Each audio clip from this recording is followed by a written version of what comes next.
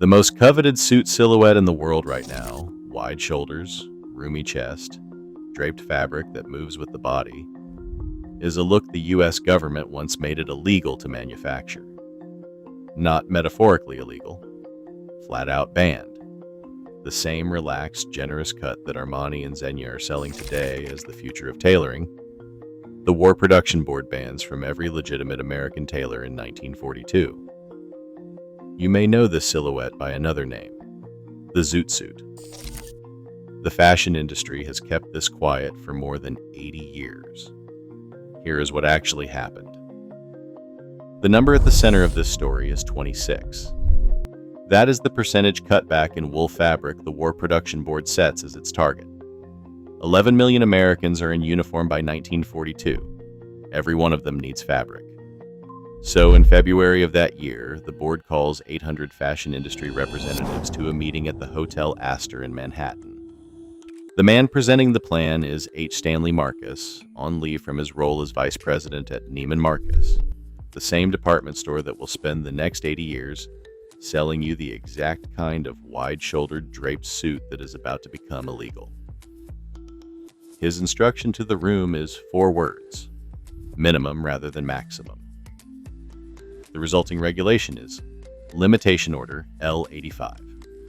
It caps jacket lengths, restricts lapel widths, limits some garments to a single pocket, and bans trouser pleats and trouser cuffs outright. According to American war records, it also forbids wool lining, even if that wool has been reprocessed. The effect on the silhouette is total. A suit with the proportions Savile Row tailors have been perfecting through the 1930s.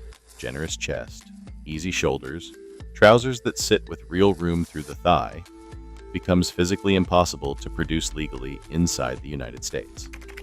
That silhouette had a specific name in tailoring circles, the English drape cut, developed in the 1920s by Dutch tailor Frederick Schulte, who cut it for Edward VIII out of Anderson and Shepherd on Savile Row.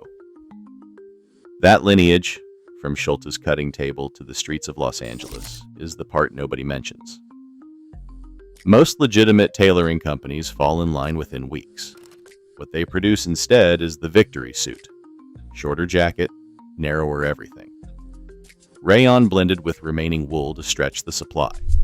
Suits are no longer sold with a second pair of trousers, a standard pre-war practice. Esquire magazine calls the result the streamlined suit by Uncle Sam. It fits the era. Now think about the cuff. The trouser cuff is classified as a frill under Limitation Order L85 and banned from new manufacture.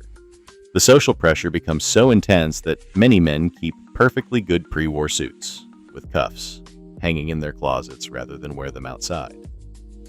A man in his own suit, one he legally owns, reads to his neighbors as someone indifferent to the war effort. A fabric regulation reaches that deep into daily life. The demand for the banned cut, though, does not disappear. Here is where the story turns. The origin of the wide-cut suit is disputed, and that ambiguity is part of why the fashion industry finds it easy to quietly reassign the credit later.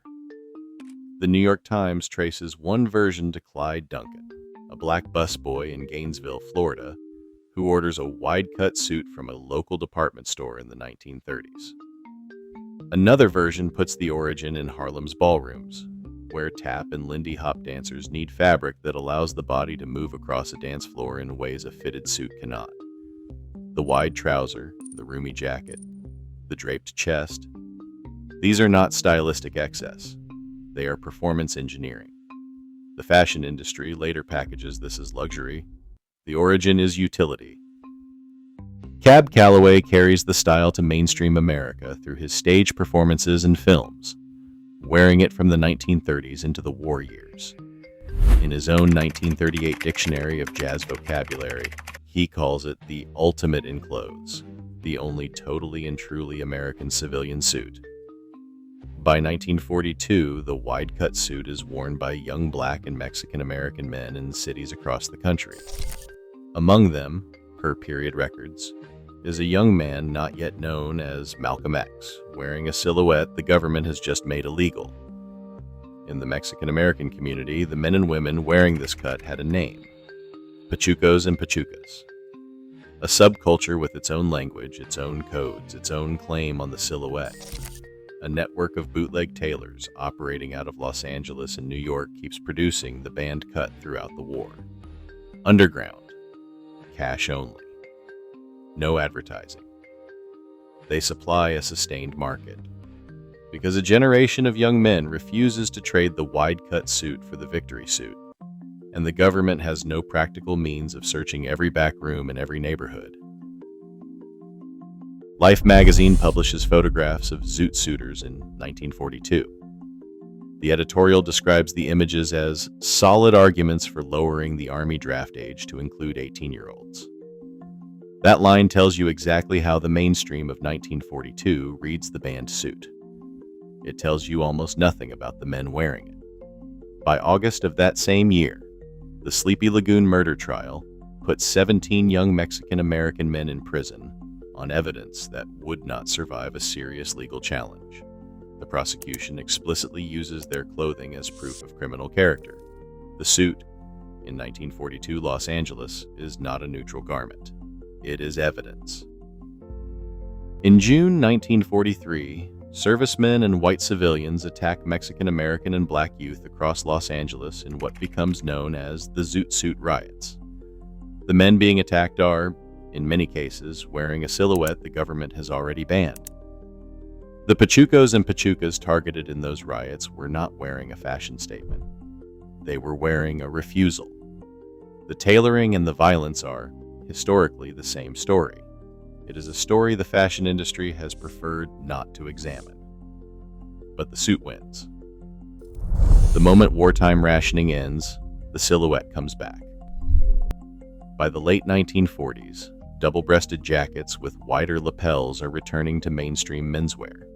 The influence traces directly to the forbidden wide cut that L85 tried to eliminate. What the regulation compresses for 3 years, the market restores the moment it lifts. Here's the part the fashion industry has not examined in public. The suit the government bans does not go underground because the regulation is unenforceable. It goes underground because the men wearing it refuse to stop. A regulation can cap jacket lengths. It cannot regulate what the jacket means. The ban is the proof that the wide-cut suit carries a meaning beyond fabric.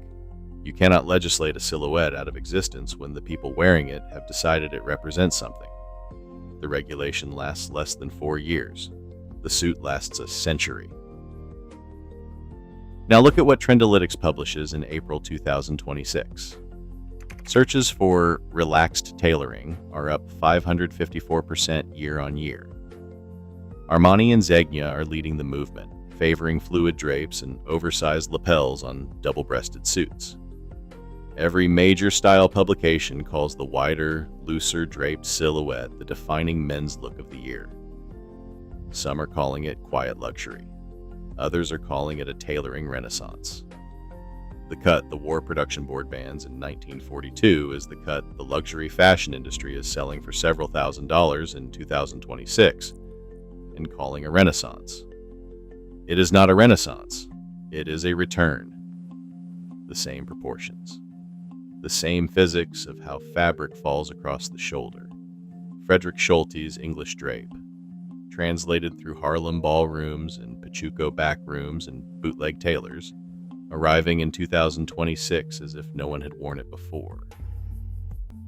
The only things that have changed are the price tag and who gets the credit for inventing it. Your tailor is charging you a premium to rediscover what a bootleg tailor in 1942 was already selling out of a back room.